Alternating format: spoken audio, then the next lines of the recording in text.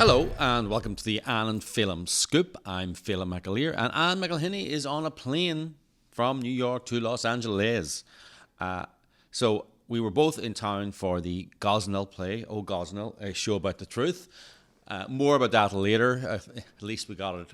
At least we had some performances of it. As you know, the actors walked out, the theatre cancelled the venue, but it went ahead and we got some reviews. Very interesting. People were very moved by the show. More of that later. But actually, what I need to tell you about now is truly shocking. The basic truth is that Hunter Biden had a spy on the set of the My Son Hunter movie. We've just discovered Hunter Biden's lawyer flew to Syria, misrepresented himself to us as a documentary filmmaker, and was able to gain access to the set for several days, talk to everyone involved, asked very probing questions. Who knows what he was recording, what he taped. And he's not just any ordinary lawyer. He's a guy called Kevin Morris, an Uber lawyer from Hollywood, big fixer, heavily connected to South Park. And this is how they got into our good graces. He represented himself as being part of the South Park team, which he was. He was South Park's lawyer, Trey Stone, Matt Parker. He was their lawyer. He got them a $900 million deal. He said that they were expanding their content, and that was why he was making, because to cater for this $900 million streaming deal, they needed lots of content. This documentary on Hunter Biden was going to be one of them, and we were going to do a little piece on our movie as part of that documentary. Very interesting, using, obviously South Park is an amazing show, not for everyone's taste, but they're funny. They have no sacred cows. I was watching South Park the other night. They're fantastic at what they do. Wonderful. So he used the name of South Park to get in. And it turns out, and now it's emerged, that he is working for Hunter Biden. Kevin Morris is working for Hunter Biden. He was particularly interested in the content of the movie, what our sources were, where we got the information, what information we were using. What did we know about the laptop? What did we know about how the laptop got from the repair shop to the media? Who did we know in the media? Who was good? Who was bad? Who wasn't? All this kind of stuff. Stuff that would be very useful for Hunter Biden. Morris said he was a retired lawyer. That was very important. He was now retired. However, CBS News has reported, and his law firm has confirmed, that Mr. Morris is not a retired lawyer, but represents and is crafting, quote, a legal and media strategy, close quotes, for Hunter Biden. CBS News also reported that Morris was conducting a forensic, this is a quote, conducting a forensic analysis and investigation into what happened to Hunter Biden's laptop, including how the device became public. Well, if you want to conduct a forensic analysis of it, Mr. Kevin Morris, ask your client, right? And Mr. Kevin Morris, don't misrepresent yourself. To me, that's unethical. To me, that sounds like a breach of ethics, a breach of lawyerly ethics. It appears from CBS News too that Kevin Morris either paid or arranged to be paid $2 million to be paid to cover Hunter Biden's tax debts, so therefore to keep him out of prison because he hadn't paid his tax bill. That's what I'm reading on CBS News. It's amazing. It's shocking. Again, it's shocking but not shocking. It's great to be a Democrat. You stay out of jail. You don't have to pay your taxes. You get jobs. Hunter Biden, let's not forget why we're making the My Son Hunter movie.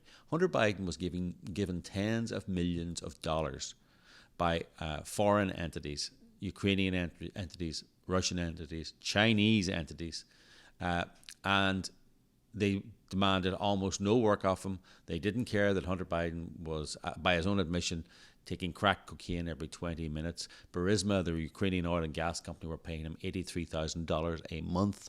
I mean, there was Chinese businessmen giving him millions and millions and millions of dollars for the most tenuous of reasons. And now we've got this lawyer, Kevin Morris, arranging for a $2 million payment. It's nice to be a Democrat. It's nice to be a Biden in today's America.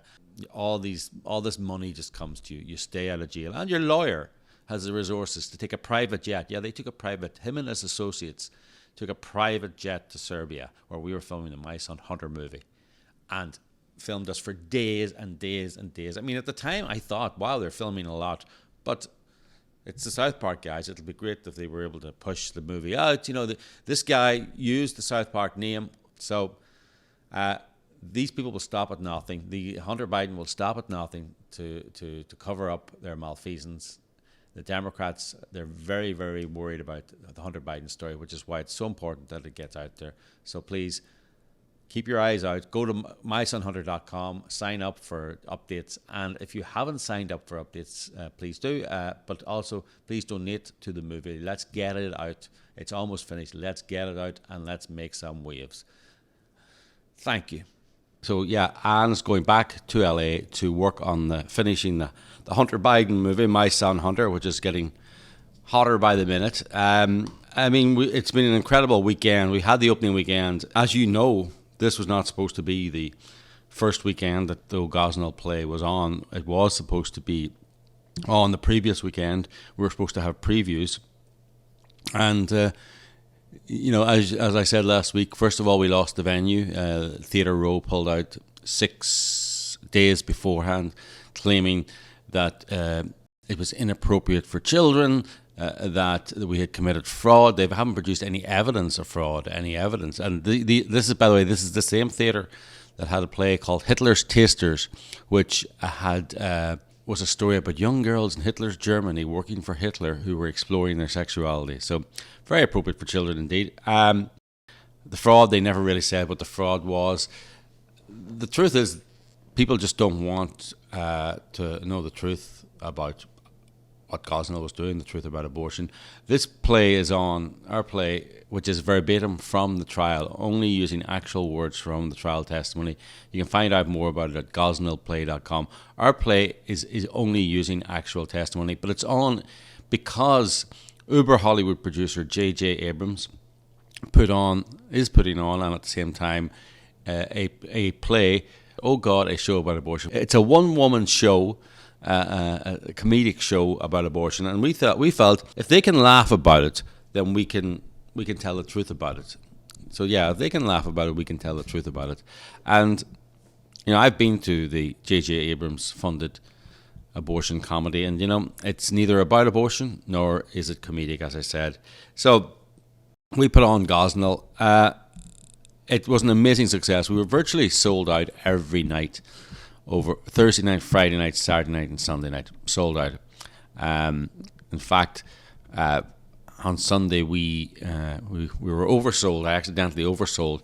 Luckily, the traffic was so bad with Mother's Day that 4 people arrived late, so they were going to be standing at the back anyway because they couldn't interrupt the show. But it was stuffed. It was packed, and we've had standing ovations, I think, on 3 out of those 4 nights. The cast are just wonderful.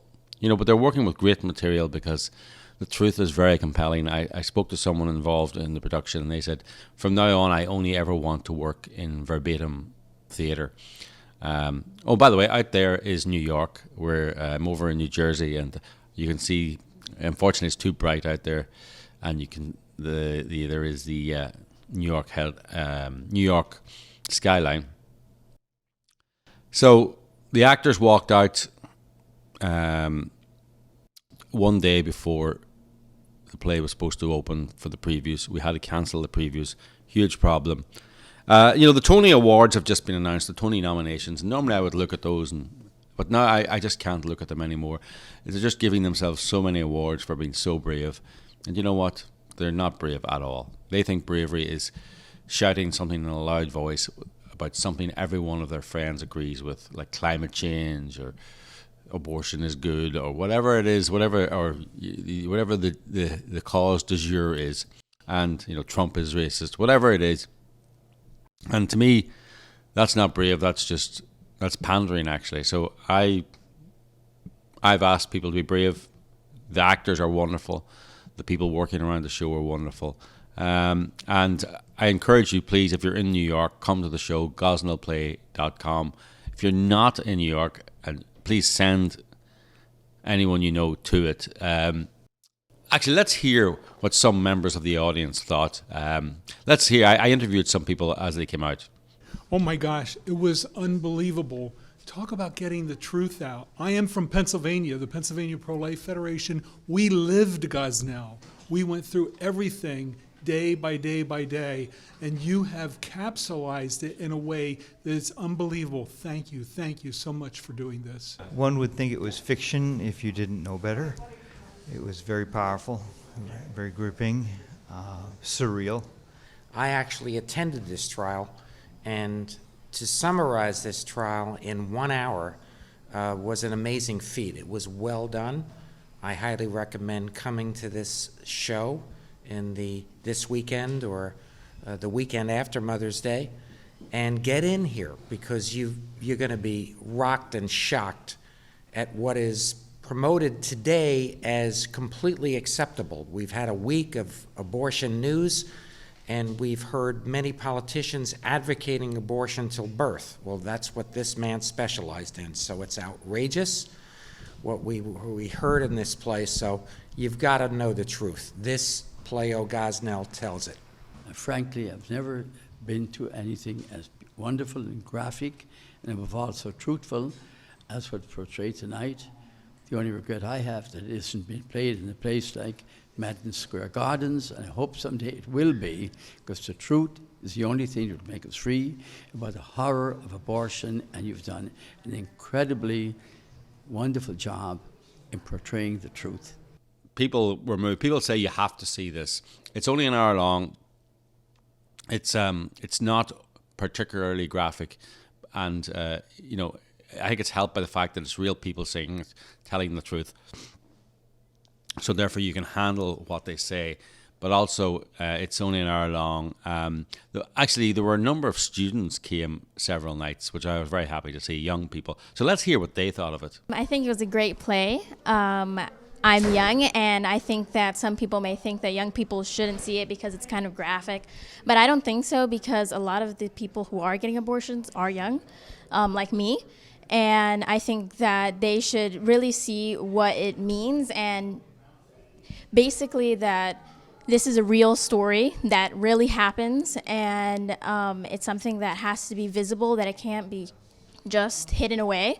So I think this play did a very good job at showing that in a very creative and very well-informed way, and it gave both sides, so that's great, and I really enjoyed the play. I thought it was very well done. It's unthinkable to actually think this is a real story, but I think it's a story that needs to be told, needs to be heard, and the actors did a great job of bringing that story to life. I think real life, you have to be honest and authentic, and that's what we saw tonight. I came to see the play Kermit Gosnell, and I thought it was very well done.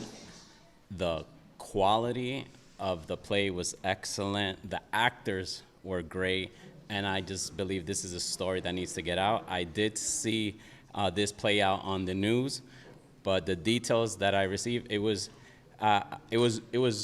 more than what I expected. So it was excellent, and I recommend it highly. Yeah, so the students loved it. So if you know any students in New York, please get them to come as well.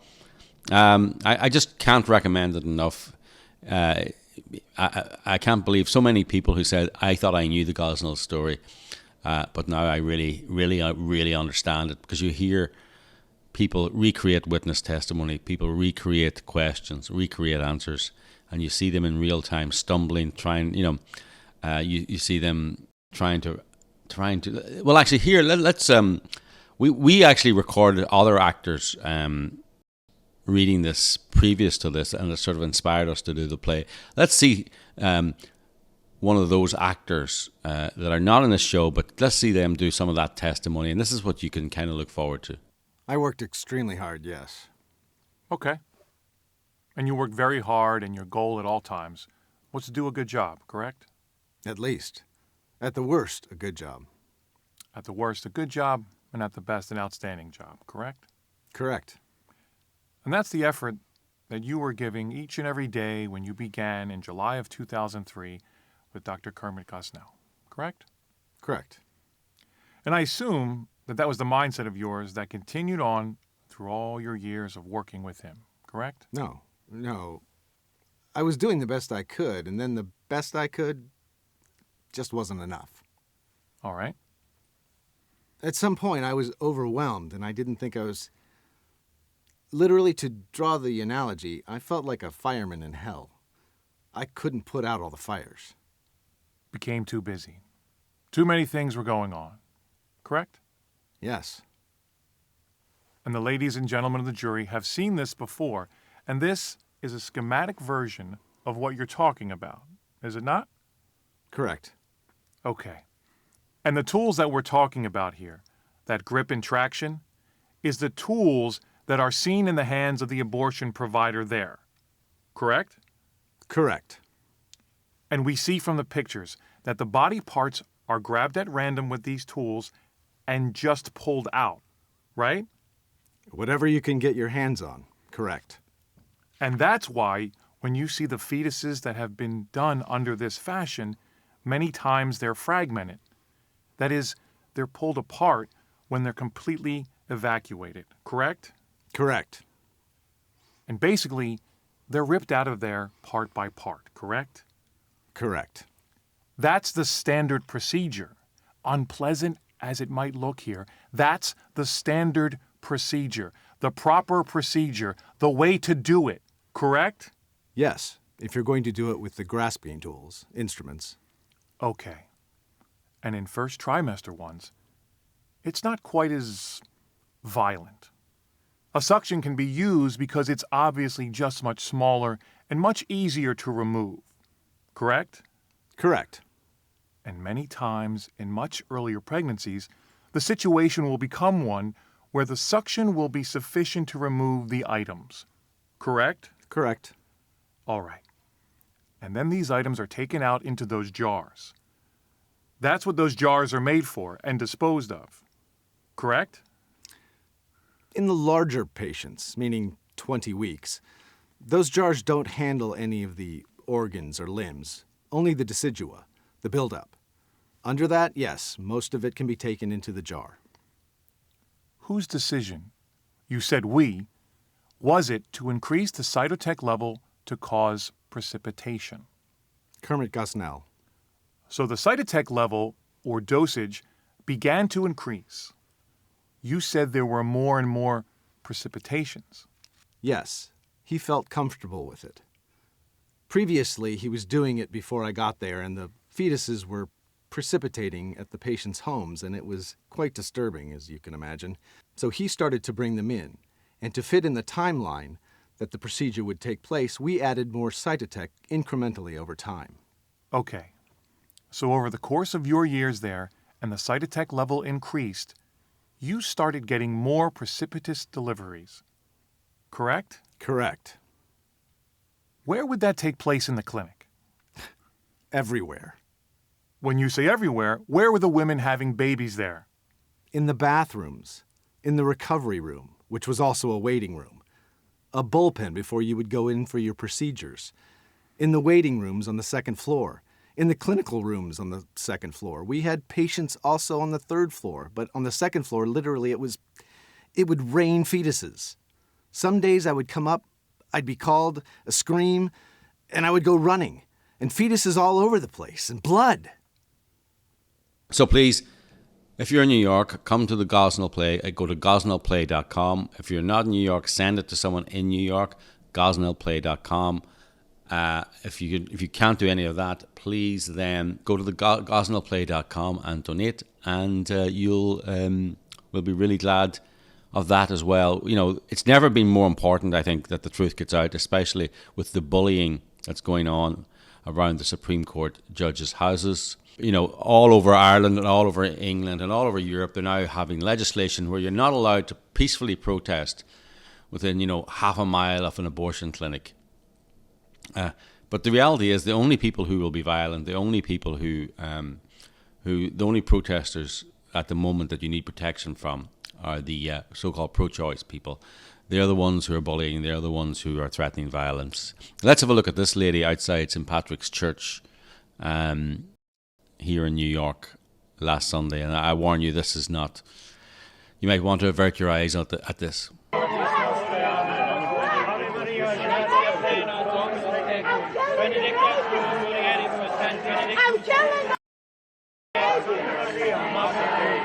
killing we're trying to bring the truth, and that's all it is. It's just the truth. We're not putting any cause on it or any spin on it. Actually, it was very interesting. One woman, we've had a number of people come who are just true crime aficionados, and I've been very interested in their response. One woman came, and she was a self-described old hippie, who was hugely pro-abortion, hugely pro-choice, but this play rattled her, it shook her, and she came out at the end, and she kept saying, but what was your intention? Why did you put this play on? And really what she was looking for there was for someone to say, we're hugely pro-life, we're biased, save the babies. And then she could go, well, then I can dismiss this because they've come from such a biased place. But we didn't engage with that. We just said, look, that's the truth. Everyone there is under oath, and it's unimpeachable. No one was challenged from what they said. So that is the truth about abortion. So you're going to have to work it out from there. And you could see her walking away, shaking her head, not knowing what to do. So on our other big project, go to mysonhunter.com and get more details. Sign up for emails. You're going to like what we've done. We'll be releasing a trailer and a teaser very soon, so sign up for that as well. You'll be the first to get it at email, so please do that. Go to mysonhunter.com. A short podcast this week because we are so busy and we are doing so much. So until next week, all the best, and go to gosnellplay.com or mysonhunter.com. Thanks, bye.